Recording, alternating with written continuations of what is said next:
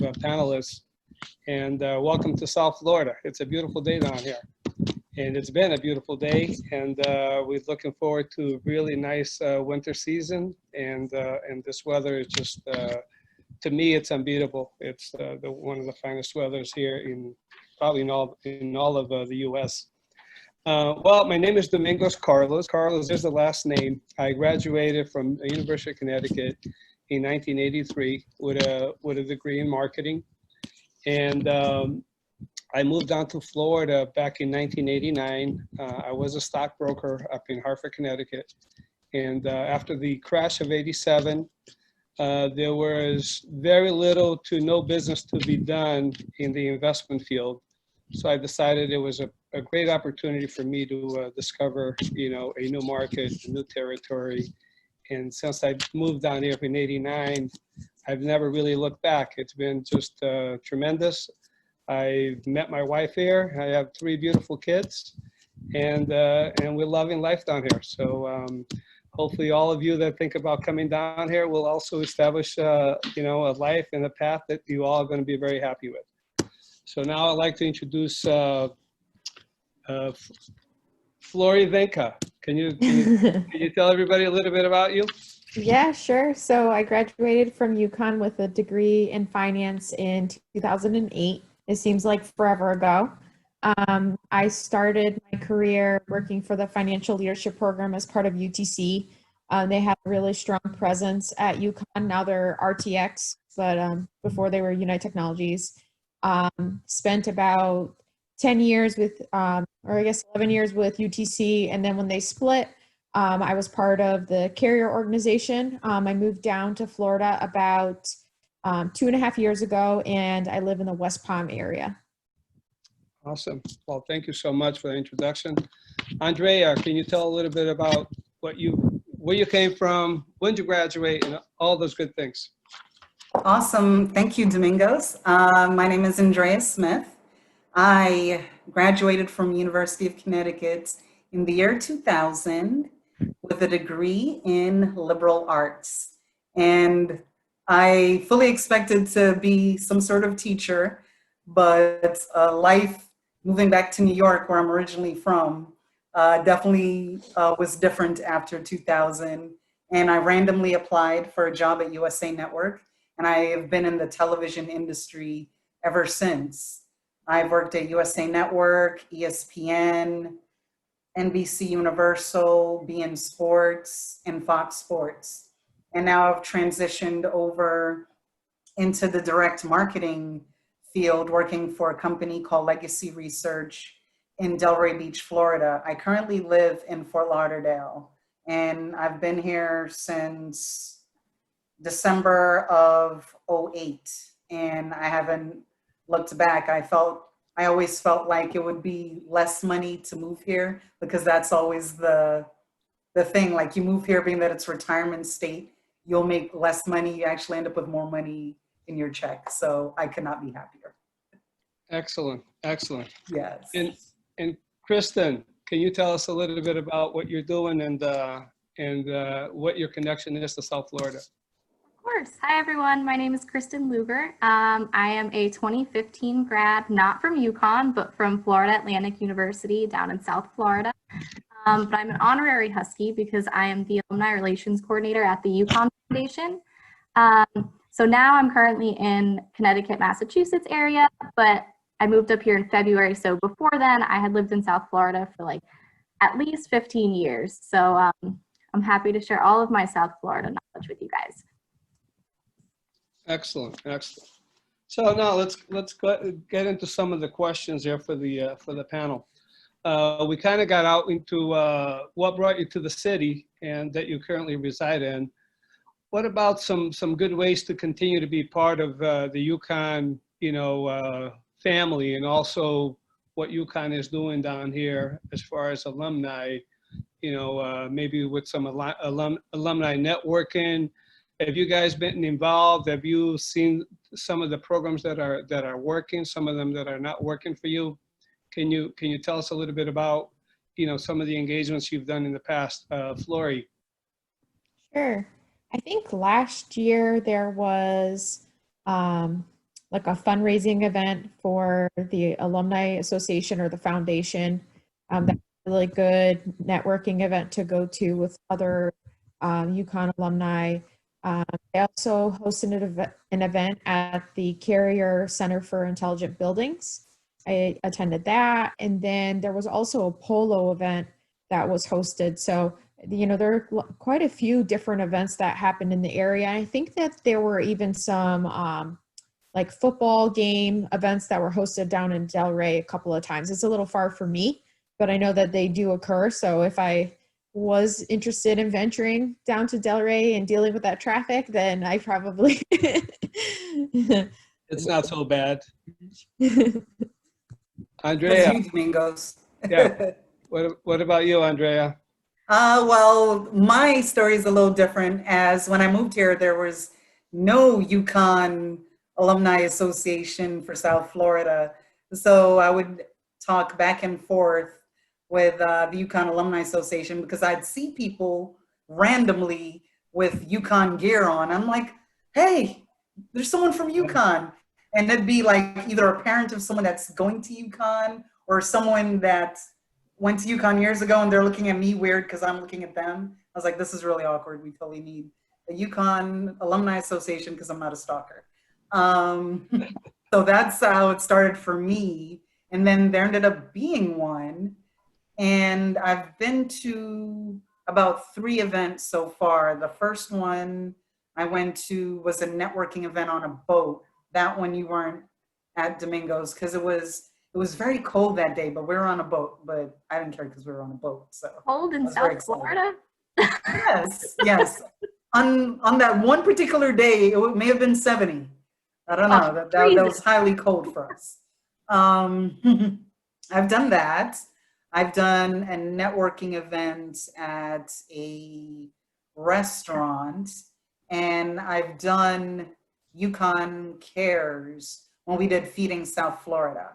So I've done those 3 events, and it has been great, like meeting everyone and networking with everybody. So I highly encourage it if you can get to it. Sometimes the events are a little far for me, as someone says, because South Florida is very big. It's very big. So sometimes it could be like a little over an hour to get to some of these events, but it's always a good time when you see everybody. Yeah, I totally agree. I've been involved with the South Florida chapter here for quite a number of years. And back when we initially started, at least when I started getting involved, it must have been about 8 years ago or so.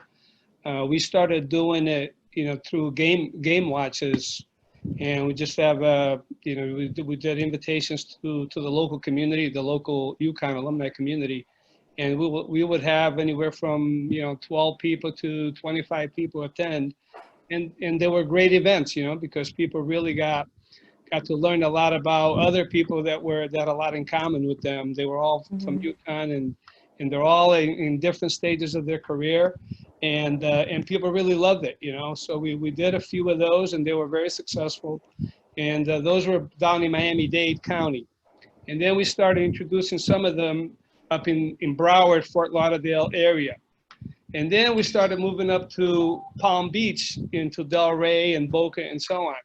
So we are trying to basically offer a little bit of something for all 3 counties where everyone can participate.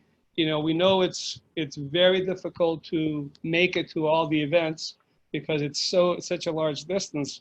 But certainly we would like for anyone that's out there that's really interested in getting involved, you know, to come out and participate and meet, you know, all your fellow UConn alumni. And everyone will have a really, really great time. I think Florie mentioned the polo event, which to me is our #1 event, and that's the one everyone looks forward to during the year. And I happen to sponsor that event in the tent that I sponsor every year at in Wellington. And that event, I think the last 3 years we probably averaged about 35, 40 people. And it's just a fantastic afternoon, and you spend there, you drink champagne, you drink beer, and drinks, and then you watch the horses and you watch the polo players. it's really a fantastic event for you to just to get to know people and network. So yeah, we do have some amazing events, and for anyone that's out there that's interested in coming down or is currently living here, you know, do come out and participate. Kristen, I don't know if you want to add anything to that. Yeah, I would say you guys definitely did a great job covering all of the events. Of course, now it's hard to kind of have in-person events with COVID and everything going on in today's world, but we definitely will hope to start those back up in the future. And for now, we have virtual events that you can attend. You can still get involved with the South Florida chapter virtually. We host trivia nights, and there's different ways that you can connect with people, and especially the happy hour after this event will be a great way to meet people and get your foot in the door there. I would also suggest looking into and joining the South Florida Alumni Facebook page. That's a great way to be able to connect with people as well and kind of hear about the events that are going to go on. But yeah, so don't be afraid to reach out to people or join the Facebook page, or just kind of find someone who's an alumni and connect with them, and you never know where that'll take you. Excellent, excellent. Thank you so much. Now what I like to ask the panel is, for someone that's new, that's coming into the area, they've never been here, and they're coming in, they have a job offering, they're not quite settled yet. Do you guys have, what kind of recommendations do you have for these individuals that are coming into a new area, don't know many people? You know, how do they integrate into the area? How do they meet people? Do you guys have any sort of great experiences that you can share with them? And we can start with you, Florie. Yeah, so I'd say the biggest thing that I've done, because I've moved several times for work, I always make sure personally, because I play soccer, to get on a soccer team even before my foot lands in that state, so that immediately that first weekend I'm not alone, lonely, bored, whatever. It's a great way to make friends. Pick up whatever hobby you can, download the Meetup app. If you've ever been interested in ever trying some sort of club or sport, do it as an adult. You'll make friends that way. That's probably the best advice I can give in terms of how I've made friends for the moves that I've done. Excellent. What about you, Andrea? For me, it's been the same thing. I tried to do some of the same things I did when I lived in New York. So the first thing I did was join Urban League of Broward County. I joined a civic organization, and I met a few people there, but I think where South Florida hits it out the park the most is same thing as Florie said with their sporting events. I am not a huge runner by any means, but I joined a run club, and I still have the worst 5K time. I'll run, walk any race. But it's so much camaraderie, and you can meet someone. You could be running next to a lawyer, networking with a lawyer, someone that works in sports, like all walks of life. Sports are king here in South Florida. So I've joined a women's golf club, and they have networking events and meetings when I was interested in golf. I no longer golf, but that's what I did. And those types of sporting events I felt were the best to make friends, and I have those same friends to this day. And a lot of the jobs, funny enough, a lot of the companies where you work at, they have those soccer teams, and some of the towns have those same soccer teams. So is it a soccer or softball club? And a lot of companies, they like to say, oh, we have happy hour. And that sometimes I have to turn happy hour down, because it seems like, I'm like, we're going out again? It's the third time for the week. But that's how it is. Like, that's the camaraderie in a lot of these companies, especially here in South Florida, more than I've ever seen. So. Excellent. Well, you know, personally, I also play soccer. So I've been playing soccer down here for many, many years, and I'm still engaged in a couple of different teams. We travel, we play tournaments. So I met so many people, you know, playing soccer, just not just locally. When we go to tournaments, we meet people from just different parts of Florida, from the west coast of Florida, from Jacksonville, from Naples, from Tampa, from Palm Beach, you name it.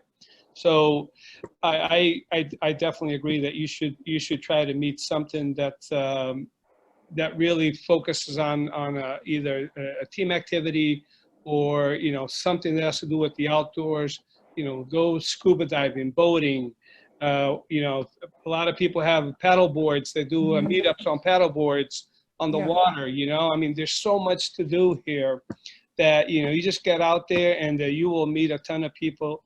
And while when you meet those people, that's when it's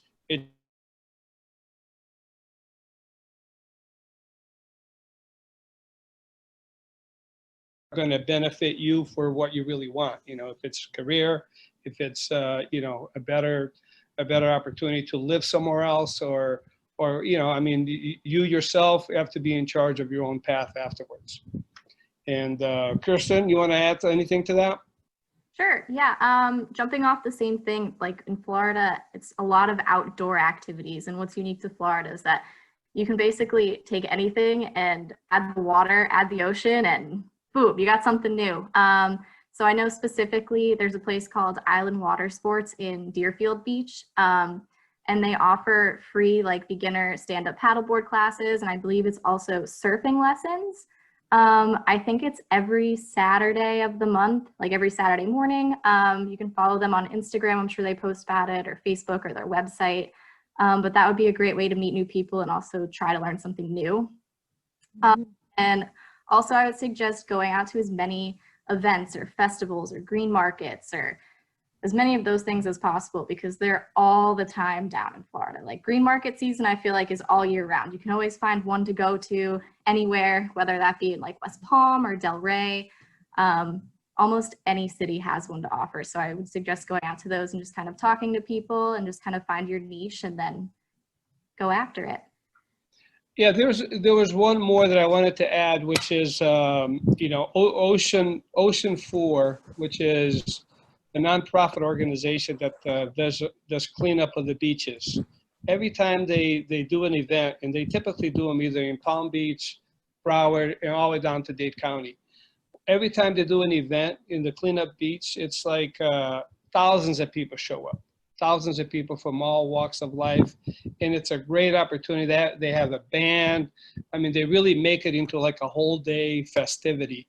And people just come from everywhere.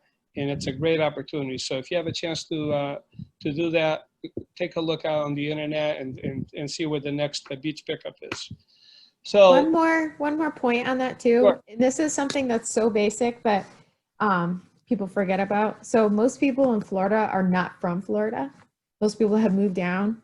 So like in Connecticut, everyone in their family for however many generations have lived in the state. So you maybe talk to your neighbors, maybe you don't. But in Florida, introduce yourself to your neighbors, say hi, be friendly, because nobody's really a native. I mean, that's not always the case, but most likely it's not. They're new to the area, and so they've gone through a lot of the experiences that you two are going through. Yeah. Well, one of the few natives I know is my wife. She was born in Key West, so she's the native conch. The 1%. Yeah. So that was a lot of fun when I first met her. So apartment hunting tips. When you come down here into a new area, you really need to know, where you're going to be situated. And, first of all, either you want to rent an apartment or you want to buy a house. And, what do you do? What kind of experiences have you guys had? Good, bad, and maybe, some website tips that you can maybe share with some of the, the new folks that are thinking of moving down here. Andrea. Well, my situation was a little bit different. When I first moved here, my mom was living here, and I was very resistant to moving to Florida initially because I had the stigma that Florida was just a retirement state. So I hesitated with moving down here for quite some time. And after 9/11 and a couple of those things, I was like, hey, Florida doesn't look so bad. And I really hate snow. So I moved down here, but my mom was already here. So I lived with her, and before I was able to check some places out. So I lived with her in her neighborhood, and I got to see it during the day and the night. And then when I decided that I want to purchase a home, what I would do, and I guess this is good for apartment hunting too, drive there during the day, but also drive there at night to kind of see what the neighborhood is really like. And definitely speak to your coworkers, because it definitely makes a difference where you live and where you work. Because sometimes, you know, if you work downtown, like say you work in downtown Fort Lauderdale is buzzing during the weekend, and it's also buzzing at night. But during the day, not so much, because people are at work. But now, due to like COVID, you know, some things may have changed, and you have to see what you're comfortable with. You have to see like, okay, do I want to live in a city? How much is it going to cost me? The more you live closer to the beach, the more expensive it is. Period. That's just what it is. And if you want to live in West Palm Beach, West Palm Beach has a price bracket, which is very high as well. So I was looking in West Palm Beach and I'm like, how about Coconut Creek? And you start to see what areas are around it. And you just have to go around and see for yourself and kind of map out some of the things that you want, and definitely speak to your coworkers. Because right now my commute is like 40 minutes, but if I could cut that down to 30, and I'm already talking to my coworkers like, hey, you're in Delray, but I know Delray is expensive. What town that's close to there that some of you are living in that would be cool? So that's also something to do as well. Mm-hmm. What about you, Florie? I was pretty fortunate because I moved down with a relocation package through work, and they set you up with a local realtor. So you give them your criteria and they bring you around to different areas, or they tell you, no, don't go to that area because it's unsafe, or maybe it won't fit what you're looking for. But the biggest thing that I'd say I was surprised about with Florida, especially Palm Beach County, because Palm Beach County has a reputation of being affluent, is how spotty Florida is in terms of safety and areas that have a little more crime. Like Connecticut's kind of homogeneous in the way that it's set up. You have like all the nice little towns together, and maybe you have a couple of rough towns, but they're in their own little area. Well, Florida, you know, you could have like $1 million home, and then across the street could be something that looks like it needs to get knocked down. So that was just something that was super, super surprising to me, how you could have the very rich and not so rich across the street from each other. I'd never seen anything like that. Okay. Yeah, well, you know, my experience is a little bit different than all of you guys, because, you know, I've been in real estate for the past 15 years. And I work for a great company called Douglas Elliman. They're originated in New York. They're the #1 company in New York. And now, you know, we are #1 here in Palm Beach. We're #1 in Miami Beach. So we are doing quite well just about all over the place. And, you know, my tip for anyone is, you know, you gotta really look and see where you're going to be working. And once you identify your workplace, then you really need to understand, you know, what kind of residence you really want to be living in. Is it going to be an apartment? Is it going to be a townhouse? Is it going to be a single family home? You know, what is it that you are really looking for? And once you identify, you know, what you're looking for, then what is your budget? You know, if your budget is X, you know, you don't want to go after something that's X plus Y. So, you know, stay within your budget, you know, stay within, you know, the criteria that you initially were thinking of. Don't overbuy, because especially if you're starting out new and it's your new career, you know, you don't know what the job security could be and so on. So you don't want to be way over your head when you're making your initial investment. So be careful. Just in the, you know, for guides, if you're looking for an apartment, you know, apartments.com is probably one of the better, you know, websites that you can go to. For homes, you can go to realtor.com, you can go to Zillow, and, you know, you can call me. And you know, I have a really nice app that you guys can actually use yourselves, and it gives you all the latest and greatest of each home that's out there available on the market.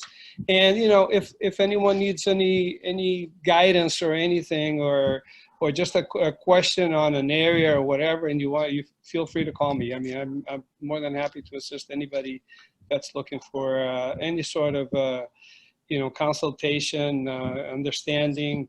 If it's Miami, if it's the Brickell area downtown, the financial district, if it's Fort Lauderdale, Las Olas area, if it's Delray, which is a booming area for young people. Young people love Delray Beach. Yeah. Or if it's, you know, Palm Beach. I mean, I have colleagues that work on all those markets, and we're pretty much very familiar with what's happening in the Tri-County. So, Kristen, I don't know if you want to add something to that. I think you crushed that. That's clearly your go-to, and not mine. But I will just throw in there that it's almost like a tale of two cities. So I lived in the Boca, and then not the Boca, but I lived in Boca, and then I lived in Deerfield, which Boca is South Palm Beach County, and then Deerfield is like North Broward. I will say that there is a difference between the Palm Beach County and Broward County line. So if you want to be in that area still, I think that looking more in the Broward County line of that area would be a little bit of a price difference. And also it's like a tale of two cities between east and west. The more east you go, the closer to the coastline, the closer to the beach. It's going to get pretty crazy and pretty pricey, especially in Boca. But west you go in Boca, it really isn't like no man's land out west. Like there's a lot out there. It's all like shopping centers, and there's really a lot to do out there as well. Just because you're not near the beach doesn't mean like, oh no, I'm like in the middle of nowhere. And the beach really isn't that far when you move out west either. So it's maybe a 30-minute drive from some places, a 20-minute drive from some places. So it's not like it's going to be a day trip to the beach. Like you can still make it to the beach really quickly and back. But yeah, so that's just my 2 cents with that. Oh, and specifically, if you were looking for something in the Boca area, there's like a near FAU, which is a Boca or a college in Boca where I went. There's like a complex that's apartments, condo living. It's called Windwood. There's a lot of like young people that live in there. There are also families that live in there. And it's not extremely pricey. So that's a great place to check out if you kind of want to be in that atmosphere. So I would definitely recommend looking into there. Awesome. We have 2 questions pertaining to this topic. One of them is, can you guys speak to the expense of homeowners insurance with you being kind of in the track of the hurricanes, as well as, I don't know if any of you have this experience, but can you speak to West Coast versus East Coast? Okay, West Coast Florida or West Coast of you're talking about West Coast Florida, correct? Yeah, I think they're talking West Coast Florida. Probably. You know, from my experience, you know, and I've been in Florida for going on, let's see, almost 30 years now. So the West Coast, it seems to be always for people that are more into that retirement, as Andrea was afraid of, you know, Florida. I really see a lot more of that on the West Coast of Florida. Especially Naples, you know, Naples all the way up to Sarasota. You know, Fort Myers is probably, you know, a city that's a little bit younger. And then you go to Tampa. Tampa is becoming more kind of a bigger metropolitan city. But, you know, if you like, you know, sports, if you like art, if you like great restaurants, if you like great dining, and lots of activities, I would definitely focus on the East Coast. Also, in the summertime, there's a big difference with the water and the surf. You know, where on the summertime, if you go on the West Coast off the Gulf, you get very little waves. The water is really, really warm. So if you like to go to the beach and you like to go for a swim on the water, well, the summertime is not a great time to be in the West Coast. And but on the East Coast, you get the waves, you get the surf, you get, you know, the water is not as warm, and in the summertime, but in the, you know, during the whole year, you know, the water is it's a pretty good temperature. And as far as, you know, local things that you can do, I think on the East Coast, you get a lot more, you know, bang for your buck, and you're going to see a lot more activities to do. Anyone else want to add to that? You I got think you hit it out of the park. Any other questions from the We audience? just had the question of homeowners insurance. Does being in the kind of the hurricane area affect that? Okay, you know, I mean, I could talk about that also if you guys don't mind. Homeowners insurance, typically, if you're in a flood area, they require flood insurance. So, you know, to be in a flood area down here in South Florida, you could be next to the water, or you could be out west and still be in a flood area, depending on your elevation. So for a home that's, you know, $300,000, you're probably going to pay about $400 of flood insurance.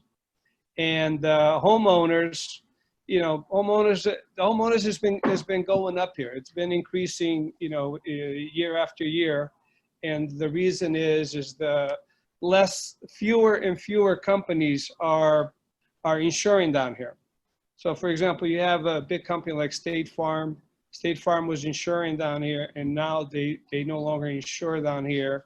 Or, you know, I shouldn't say that. They're actually starting to insure again down here, you know, for homeowners insurance.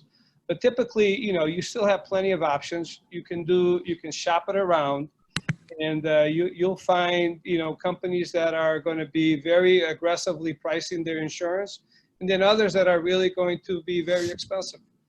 The other thing is if your home has all the hurricane protection, and with the hurricane protection, you end up getting your maximum discounts. And hurricane protection is, do you have storm panels on your windows? When was your roof installed? If it's installed, you know, prior to a certain year, which is 1991, then you're probably not going to get all the discounts that you typically would get if your roof was installed afterwards. What else? If you have impact glass windows and doors, you know, you're going to have bigger discounts. So, you know, it depends on the area. It depends on your home. It depends on you know, if it's a condo or if it's a townhouse. So that's what I would say about insurance. I mean, we can talk about insurance for a long time here, but I think that's a good overview. Okay, so Lauren, did you have any other questions for the audience, or should we go on to our next question? I think that was it. I think you're free to go on. Okay. Now, regarding transportation in the cities, I know that, you know, Andrea, you live in Fort Lauderdale, and Florie, you said in Palm Beach, right? Mm-hmm. So can you guys talk a little bit about the transportation? You know, we can start with you, Florie, and tell us about, you know, what kind of public transportation you see out there. I live a mile from work, so probably not the best person to answer this. You can walk to work. Pass it right on to Andrea, because I am the best person to answer that question. Well, being that I've had different jobs in the TV industry here, I live closer to Boca. I live in Coconut Creek, and my furthest job was way down in Miami, and I was like, there's no way I'm driving there. I just didn't want to, because once you cross the Broward County line and you go into Miami, it's like you're driving calmly and suddenly it's an obstacle course once you cross over to the Miami-Dade border. Like, weird stuff happens on the highway, like you'll find a mattress on the highway for no reason. Yeah. Fell off a truck or something. Crazy stuff, like a Florida man, that happens on the highway here. Yeah. So I tried taking the Tri-Rail because it was not too far from my job. And that was, the Tri-Rail is very slow. I think it's kind of like a trolley. I don't even know how to describe it. But there is transportation such as the Tri-Rail. And that a lot of people that either like to bike or just have a long commute take it, and they have compartments where you could sit up top and it has Wi-Fi and you could sit and do your work. I did that for quite some time. The only issue with the Tri-Rail is if it breaks down, you're basically out of luck because you suddenly have to disembark the Tri-Rail and either wait for a bus to take you to your destination, or you may be stuck on it if there's an accident, because there's always at least once a month there's a major accident on it, and you're just stuck. Like, it could take me an hour commute to work on the Tri-Rail without me driving, could take 2 hours. So I think transportation wise, driving is the best thing, because Florida has not necessarily built up their transportation infrastructure as well as coming from New York and those other places. Yeah. It's like, really, this is your transportation? Yeah. So there's buses, there's the Tri-Rail. If you're in the Miami area, there's something called the Metro Mover, which goes above the city, and it goes pretty fast and drops people off like further down in Miami. But with those things, like I said, you have to take it with a grain of salt and leave early enough just in case something happens. You still, if you have a job to report to, that you're still getting to your job early enough just in case something happens. Because there's quite a few times I have to call my boss and say I'm stuck on the Tri-Rail because there's an accident, or I'm heading home and I leave work at 5 and I don't get home till 8 because I've just been stuck in the middle of the Tri-Rail with no place to go. So if you have a vehicle, drive, please, just drive. Yeah. Yeah, if I may add, I mean, Florida, at least South Florida and probably the rest of Florida, is not really made or built, for public transportation. And it's so broad, and it's so, you could have like patches of just different parts of the city so far spread out from each other that right now there's no connectivity or public connectivity of any sort of transportation. And 95% of all people, have their own car and they travel, or they share a ride. Now, Florida's been trying to improve the public transportation system, and they started this new system called Brightline. And Brightline is a great idea, and it works. But to me, it's more focused for the people that live right next to the stations. If you live close to those stations that the Brightline stops in, then the Brightline will be a great public transportation for you. And the Brightline right now covers from downtown Miami all the way up to downtown Palm Beach. Mm-hmm. Right, yep, Florida? West Palm. Yep. West Palm. So, if you happen to live around those stations, which is one is in Fort Lauderdale, one is in West Palm, and then one is in Miami, then you're going to have really great opportunity for you to travel back and forth. Instead of taking 95 up north and south, you can go on the Brightline and really save time and probably save money. But right now it's really not, it hasn't been that strategic, and until they actually add some additional services to it, there's probably going to be very few people that can take advantage of the public transportation system. So at this point in time, I would say for anyone that's moving down here, either you can get a job in downtown Miami, let's say Brickell, and live there, so then you can just walk to work, or downtown Fort Lauderdale around Las Olas, or the financial district in Fort Lauderdale, and then just basically walk back and forth from work to the condo or apartment and back to work. But if you're out west and you work out east, then you know there's really no public transportation that can get you back and forth, and you will need a car. Kristen, you want to add anything to that? What I will throw in there is big warning, red alerts, 95 is usually always guaranteed to have a ton of traffic. Yeah. Yes. Especially if you are in the Boca area, Glades Road is just like a complete backup on 95 around rush hour in the morning and in the evening. So when I lived in Boca, I used to commute to downtown West Palm Beach for work.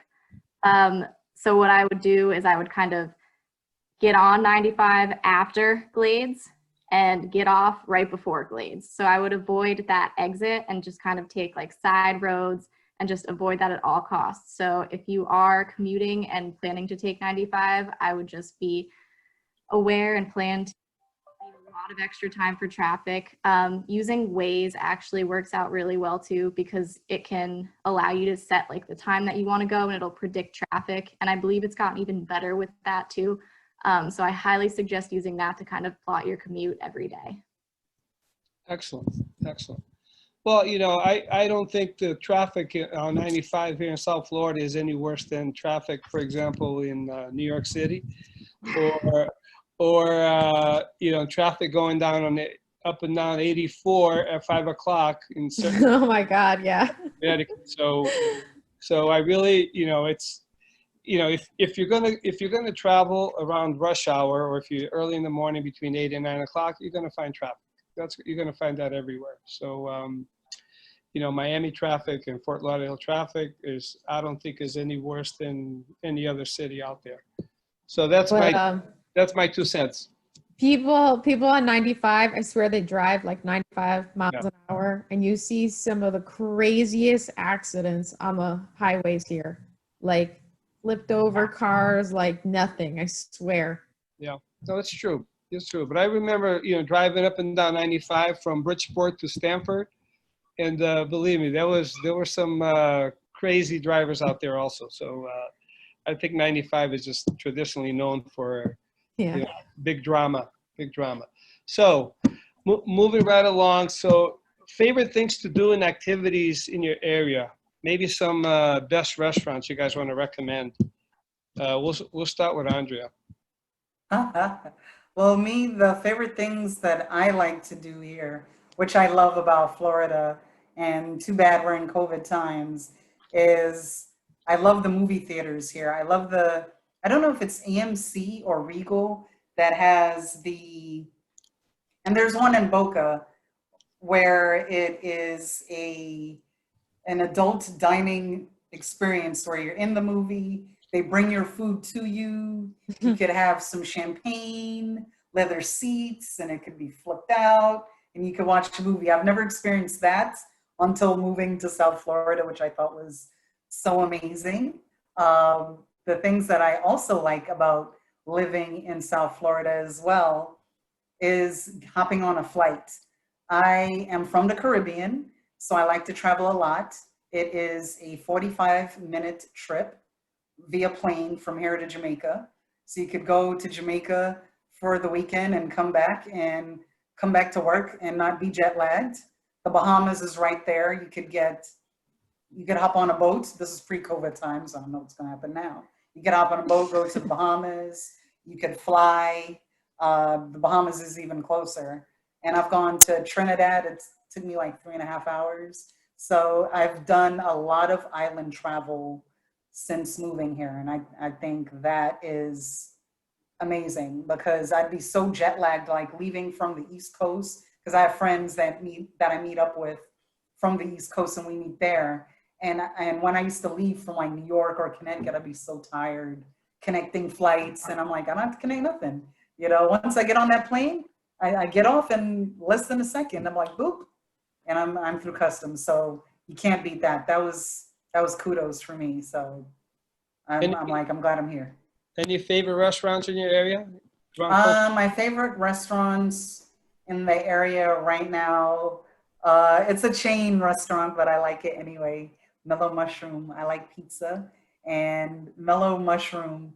But depending on which mellow mushroom you go to, it's different on the inside. They had one down here in Fort Lauderdale, but I think it closed. But the one in Fort Lauderdale, I think had like a huge Pac-Man in the middle of it, which I thought was so weird. And all the pizzas are so vastly different. You could sit there and order like weird stuff to put on your pizza, and I'd be sitting there trying to make my mind up to figure out what to do. I am vegetarian, so there are a lot of vegan restaurants here that are mom and pop owned, and they win burger battles and all this cool stuff. So I think that is amazing here. There's actually a vegan supermarket that's here called Vegan Fine Foods down in Fort Lauderdale, which I think is amazing. They have all these desserts and different things, just different. So I feel like nothing's my favorite, but I like it all.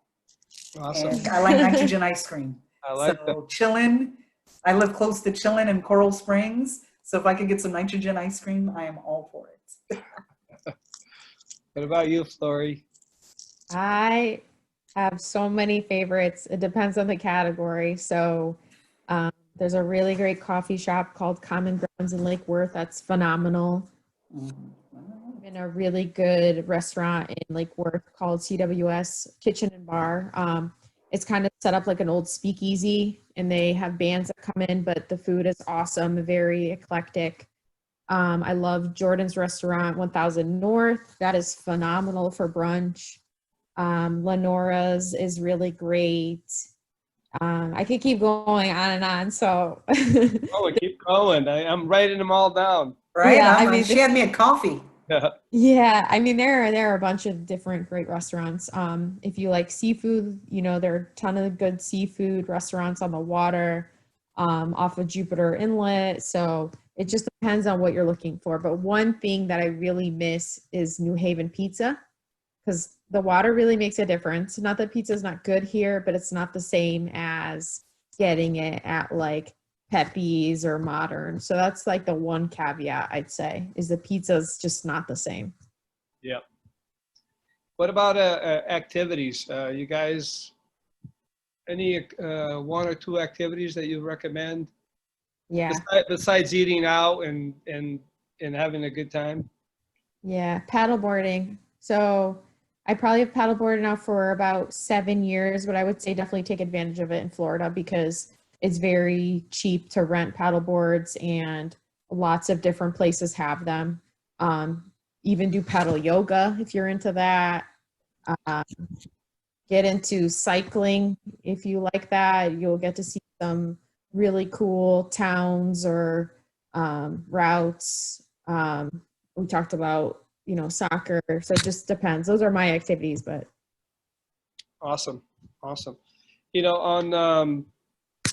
On my side, I again, soccer I think has been a major activity. I do miss it quite a bit. We haven't really gotten together since COVID started, so it's been challenging staying in as good a shape as I was before COVID. But I do a lot of biking. I do a lot of road biking. I go to the beach. I live in Lighthouse Point, so I'm about 4 miles from the beach. So it's a 4-mile bike ride to the beach, and do that early in the morning, and it's just smelling that fresh air from off the ocean. It's just nothing like it, And what else do I do? I do some, I do boating. I have, I love boating. I do a lot of fishing, golfing whenever I have, I have time because of my weekend busy schedule that I have. But you try to fit as much activity as you can, in the short hours that you have available. But restaurants, I think, Fort Lauderdale offers such a huge variety of restaurants. Miami, the culinary, activity in Miami, I would say it's probably, it really is parallel to any top city like New York or international city. And it's really fantastic. You have prices may not be as cheap as people think they are, but but you can go to a lot of great places in Miami and still be cheaper than if you go to those same places in New York City. So there's something for everyone down here. It's if you come down to South Florida, there's going to be a lot of things that you're going to enjoy. So it's really all of what you're into, and so it's yes, Andrea.